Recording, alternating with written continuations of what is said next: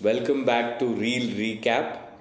For those of you who haven't watched our show, Real Recap is a space for us to record and share conversations that we have, which we always have once we watch a movie or a TV show. We like discussing episodes, actors, performances. So, this is a space to accommodate that. And we'd love for you to also chime in the comments once you watch this and give us your thoughts. So, for today's episode, we have two sections. One is sitcoms that are part of our daily life, and interestingly, how they've found their own space in our day, like a particular time of day, like say breakfast, and also how we've unknowingly paired certain sitcoms with food. And then moving on, we will of course talk to you about two movies that we watched in the theater recently and what we think of it and whether you should watch it or not. But ultimately, it's up to you. So here's real recap. Nice. Okay. So let's begin. Yeah, we'll start With off with the Office. sitcoms. And the first up, we have The Office. Now, The Office, as many of you know, this is just for those who don't, it's one of the first mockumentary style sitcoms that broke into the internet with the first UK version in early 2000. And so the US version is what we're going to talk about, which aired roughly around 2004, and it stars Steve Carell at the helm of the cast. John Krasinski is another prominent figure, and Rainn Wilson. And The Office is all about awkward situations at the office, how different characters play out, how misfit bosses impact work and create really strange situations for colleagues. And yeah, it's a really unique and creative show. And one thing that we want to talk about when it comes to sitcoms is the characters that pulled us in and kept us hooked. Yeah. And Yeah. in The Office's case, Yeah, it's obviously Michael Scott. The whole series is actually centered around him. I think it was so good. I mean, Ricky Gervais does it in the British version, and Steve Carell does the American version. Such a good actor, Steve Carell. We all know that, but I think it's just unreal watching Michael Scott because by the way, he's the boss. yeah, he's the boss. He's the basically the manager of this particular office of Dunder Mifflin. And everything he does, everything he says is like it's so unreal to even hear those things in an office setup. But he makes it sound so real. And there are these episodes like those who are office fans, like Women's Appreciation, which is like totally, I think, yeah, they would be banned for it. Or right now, to make such a bold, episode would be pretty tough. But oh my God, it's just hilarious. And of course, the writers bring in so much, but Michael Scott, Steve Carell does these improvs. You can see actors in the scene actually going red in their face, about to break out, but somehow they hold it all together. And it's just hilarious. And if you've not watched The Office, you should, because I cannot start my day at The Office without watching The Office. I think it's just hilarious, and it's like the most quirky, whimsical pep talk or motivational factor. If you're someone who goes to office, I do go to the office. He works remote, so yeah, for me it's like it has to be playing in the background when I'm getting ready. So yeah. And just to bring in the context of how we pair it and where it figures in our daily life, we tend to watch Office in the mornings before we start our work, and it just so happened. And we also subconsciously would never reach out to the office, like a real office and the show, on the weekends. It's almost like we gave it a 5 day week. I know, it's just absurd. We just don't feel like watching it in the weekend. I don't know what it is. Like, I mean, it's just like fixed for weekdays and not in the evenings, only in the mornings before we start our work day. So yeah, that's something really interesting. So yeah, and before we move on to the next show, I'll add a couple of thoughts about Michael Scott. I think one thing that Steve Carell as an actor has done very craftily is saying the most problematic things and getting away with it in the sense that you never end up really, really hating his character. There are some characters in sitcoms who say nasty things and they're also nasty in nature. That's not the case with Michael Scott, and it really takes an actor of some caliber to pull that off. Yeah, you actually find this guy who's so cringe in so many ways, so lovable also. He's there are times when he uses these big words, and you actually have to go back to check the meaning of the word to understand if he has used it in the right context. Because Michael Scott, he could be so incorrect, but at the same time he could be so true, in a very weird way, metaphorical way. So yeah, that's he trips you up sometimes. So that's something which I like. And he also has this particular some expressions, when he's not understood anything, but he's just trying to make the most of it and make sense of it. So these kind of vulnerable spaces a character goes into are actually the most lively parts of that particular character, and you need actors like Steve Carell to bring those moments really alive. True, and just as a testament to how big a part of the show he was for us, I think we completely stopped watching once Michael Scott character left the show because it was like the core of the show was missing post that. So yeah, just personally for us, we watched it mainly because of him. So yeah.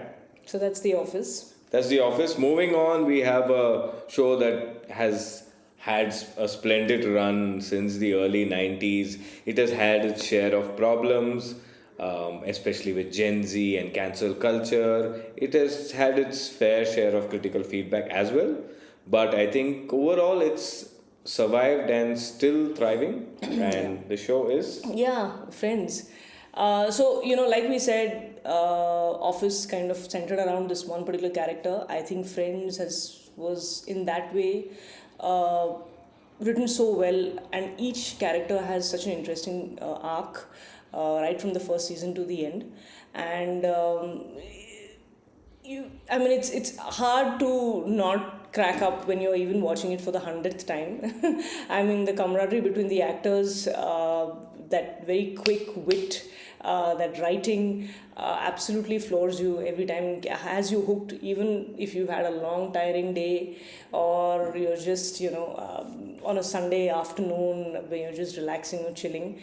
I think Friends has really found its way to our hearts throughout the years for a very long time to come. Yeah, and talking about the character that drew us in, I think one we share common love for is Ross. Ross, yeah. Though it's easy for a character like Chandler to be everyone's favorites because he's given the best lines and he does justice to them, of course.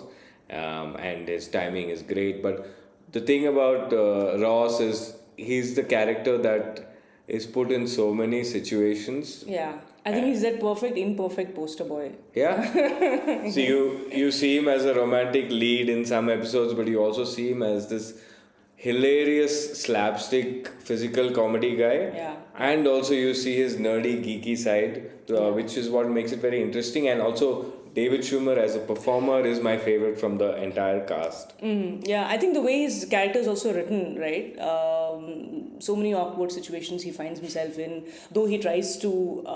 He's someone who's very clean, someone who's very organized, right? Has a job. He's like kind of got his mind set on certain things.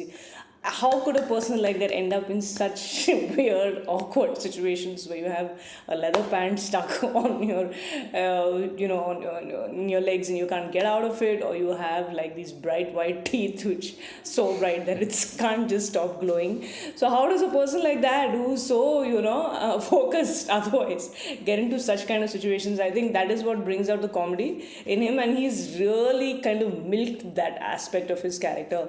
The way he uses his body, is amazing. The way his expressions and even the voice, and actually it's amazing to see him, and we've chosen episodes where he's We rewatch them. especially the one he plays the bagpipes for Monica and Chandler, or the one where he's playing the organ, or even where he dates this very hot but the dirty girl episode, who's absolutely unsanitary in many ways. So I think those episodes really crack us up all the time.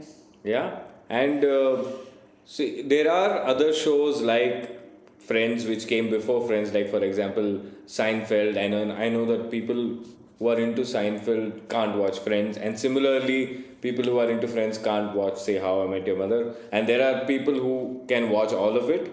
And I know that we're not going to enter that space where it's this versus that. Like personally, for me, Jerry Seinfeld's energy was way too low to watch as a performer, though I love Larry David's style of humor. And Friends somehow seemed to hit the perfect spot with everything well rounded. And You yeah, want to talk about the other characters who come in? I think that's a Yeah. very strong point in Friends. The other supporting characters. yeah, I think what really elevates Friends is also the cameos, not just by the celebrities, but just the little characters like the housekeeping, Mr. Trigger, Mr. Heckles, all those small characters. When they come, they're hardly in the episode for 5 minutes max, but their impact is really everlasting, and it's testament to how the characters are written down and, of course, performed as well. Yeah. And I know you have this one particular. You were talking about Gen Z and the cancel culture, and about getting people like who are black or trans, etc. There's this one episode which you were talking about, Yeah. where actually Ross, though he's extremely distressed and upset with his wife who has left him for a lesbian, actually helps her get married to her and make the decision. Yeah, so the episode is very interesting because it starts off with Ross's very uncomfortable reaction to his ex-wife telling him that she's going to get married to her same-sex partner. And for an episode and show which was taped in the 90s, I mean, it's not very surprising how he reacted initially, and he jokes it off, makes a lot of jokes regarding the whole situation. But towards the end of the episode, you see Ross's arc. He sees Carol as a friend, and they're very close, and he wants her to be happy.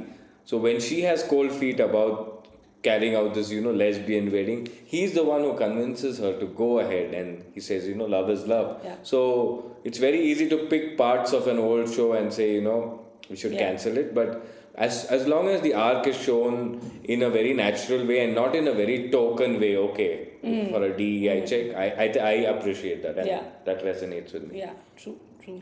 So one more thing about Friends is Friends and food pairing is, I think every time we order pizza we feel like watching Friends because we've seen them have pizza. Yeah. Somehow it's rubbed off. Yeah, I think even when Joey says pizza, I feel like having pizza. But yeah, that's the pairing with Friends. Yep. And a third show, I would say, maybe not at the same level as The Office and All Friends Friends. for us, is The Big Bang Theory, which is a show about these four nerds who are deep into science, and they stay in Pasadena, and basically how their awkward social lives play out around their sheer genius with their subject matter, but absolute cluelessness with social situations and girlfriends and whatnot. So the premise is all there. Why it stopped working for me was post season 3. The quirks of each character kind of cancel out, and they all become closer to the normal spectrum. Yeah. The romantic interest after some time just dull the momentum. It just becomes like any other series. And again, the problem over here is everything was centered around Sheldon, right? So the other characters the arc didn't fit well. There were some characters, again, the supporting characters, I would say Leonard's mother, that was nice to see, or even Sheldon's mother.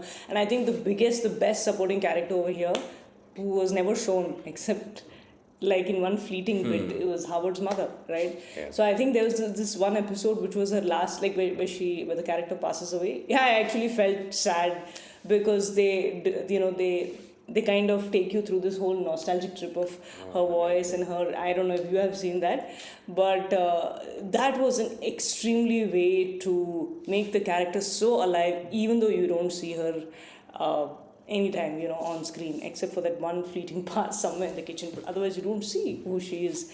But she's so much there. I think that was a very interesting choice. Very interesting choice. And Howard being. Yeah, your talking about favorite the choice. character that drew us to the show, I know Sheldon is a hot favorite, and I mean, there's a lot of spotlight and big dialogues which he pulls off very well. But the one that kind of drew us is Howard, uh, who is played by Simon Helberg. And Howard Wolowitz is a very peculiar character in that he thinks he's super sexy and super suave, but he's absolutely awkward and comes off as creepy to women. At the same time, as an actor, what he brings to the role physically and in terms of timing and his ability to mimic, his ability to even sing in some in some episodes is phenomenal, and he's an underrated real thunderbolt of an actor. Yeah. And We've again picked episodes Yeah. where he's, more predominant in the episodes. I think that one point when he thinks that Leonard is actually trying to hit on Bernadette, and then he tries to kind of Intimidate. and he comes like this. So I think some moments with Howard really keep the series alive. Yeah. And much like how we paired Friends with pizza, and typically evening time, not unlike Office, which we watch in the morning before getting ready for work, while we're about to work. Big Bang is also something that we find ourselves watching the late evenings, and we subconsciously pair it with Asian food and Chinese takeout. Yeah, we don't have a strict day like how Sheldon has, that Thursday is meant for Chinese or this day is meant for Greek, etc., etc. But we do, find ourselves having Asian food when we watch Yeah. Big Bang. Yeah. So that wraps up our sitcom section. Now we'll move on to the movies that we watched in the theater over the last week, actually. Yeah. And starting with Baby Do Die Do. Yeah, that was. We heard a lot about that movie, a lot of positive reviews. Anurag Kashyap also kind of, encouraged people to watch it. Very cinematically interesting, I would say. Even the premise was quite good. So basically, it's this twin who's kind of seeking revenge. In the backdrop of this very dark, grisly real estate mafia, of Bombay. So of Mumbai. So I felt it started out very promising. Yeah. Huma Kurushi is always nice to watch on screen. I think the one who steals the show is Sikandar Khair, 100%. as he always does. I actually saw him for the first time in Monica, Oh My Darling, and here too he's just a treat to watch. So I feel like these. It was nice to see visually because Bombay, you see the very visual trademarks of Bombay city, right? You have the chawl, you have these shanty aluminium tin roof, Jhupatpatti, and plus you have the trains. The best part is rains. Bombay rains, and it's you really have this. I mean, I really it took me back to this very Ram Gopal Verma-esque time of Mumbai, So that was nice to see after a very long time. It was very interestingly shot. And I think one thing that I would like to say is I like the the love story between Huma Qureshi and Rachit Singh, basically Manu and Baby.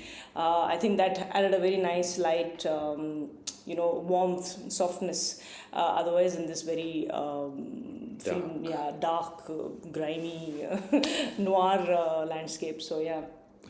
Yeah, my only comment there is I think you pretty much covered everything. I thought it was great in parts, but the way the parts came together felt more like it had a train schedule where, okay, we move to the softer part now. So I found it slightly disjointed. Kudos for the effort to make something different, which you rarely see in Bollywood these days. But yeah, maybe a one-time watch, I would say. Pretty much, because second time kind of loses steam. Second half.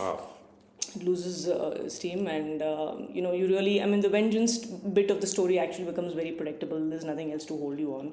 So I think that's where we kind of disengaged a bit, but it was a good movie to watch after a long time. Yeah. And the second movie we watched, this is the most recent, it's called The Invite. Now, from what we read on the net, this has been reviewed really well, touted to be the comedy of the year, has a stellar cast, co-screen written by Rashida Jones, who has also written some Black Mirror episodes that we watched. So a lot of promise in there, and that's what compelled us to go and check it out. Yeah, yeah, but yeah, the movie Invite is a movie you would not want to be invited to. At least we didn't enjoy the movie at all. I think four very good actors. They hold the space very well throughout, but really they don't keep you engaged enough for that 1 hour 50-minute duration. It starts off again very interestingly. So basically, it's this premise where you have this tense, wound up couple, juxtaposed with this very freewheeling bohemian style, non-conservative couple. And we've seen this. At least I remember seeing this in certain pockets of some films. Like for example, While We Are Young, which has Ben Stiller, that has a little bit of this, and we have What about Meet the Fockers, actually, the parents? I mean, I'm just saying the polar Meet the opposites. Fockers, and we also see it a little bit in Vicky Cristina Barcelona. So this is not something which has not been done or And it's explored. also, I hear it's a remake as well, right? Yeah. It's a remake. So it's not that it's not been explored, not done. It's just that just after some time, you didn't know where the script was going, where the story was going. There was nothing much left to be said, and there was so much of saying, Yeah. but still there were so many things that were not said that could not keep us engaged. It was loud, it was boring, and it was tedious. That would be my one verdict for this film. So I mean, especially for introverts like. Yeah, it was quite overwhelming to hear so much talk. I think what the movie achieved, like if I have to say personally, was to give you that discomfort which was very palpable during the dinner. But whether you want to be part of it is anybody's guess, because that I just wanted to be out of there. And Yeah, the invitation then later became an obligation. Yeah. Which we just I wanted think that to. perfectly sums it up. And what still bewilders me is the rest of the world has seemed to love the movie, so Yeah, either something so- didn't work for us. Or, Yeah, but this could work for you, so do check it out. Both these films are in theaters near you, so please go and check it out. And we all the series that we mentioned. If you have any series Yeah. like that, if you have quirky habits of watching a particular sitcom Yeah. at a particular time in the day, or if it's a part of your daily diet somehow in a different unique way, then please do mention, and please tell us which are your favorite sitcoms, your go-to sitcoms. We would love to know. And just before we leave, I would like to do a very quick honorable mention to other shows that we didn't talk about but would like to feature.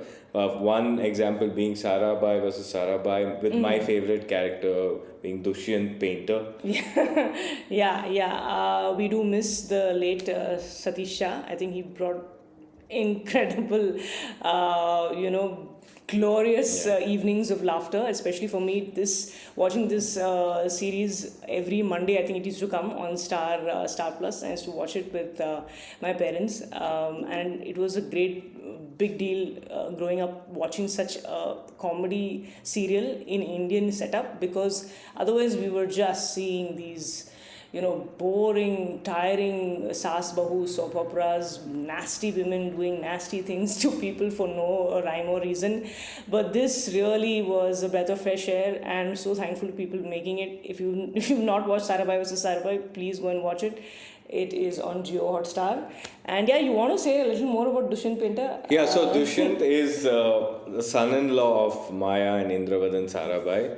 What really intrigues me about his character is he's not a regular on the show, but whenever he comes, I'm extra interested because of how his character is sketched out. Because he's a gadget geek to such an extent that he thinks about gadgets first and people later. So even if he calls you to inquire about you, he's going to probably inquire about your watch first and then ask how you're doing if you're lucky. So they've really taken that to the T and put him in situations where it's most inappropriate to inquire about like a fridge versus your own health, and really milked it. And the performance wise, also, I think he's just nailed it. Yeah, So yeah. I like that kind of comedy where there's a character who's in a different route, and I think to an extent Phoebe is also like that. Just to throw it Yeah, out there. yeah. In Friends, yeah, I didn't speak about Phoebe. Oh my God, she's just she's someone who I love. I find her as how she's always very flaky, very floopy and floozy, and all the Phoebe words that you want to use to describe Phoebe. I think the Monica and Rachel, of course, they were good, but I always found them too like prim, proper, too set. But Phoebe just breaks all of it, and she's so unconventional and so unapologetic about being unconventional. It's crazy.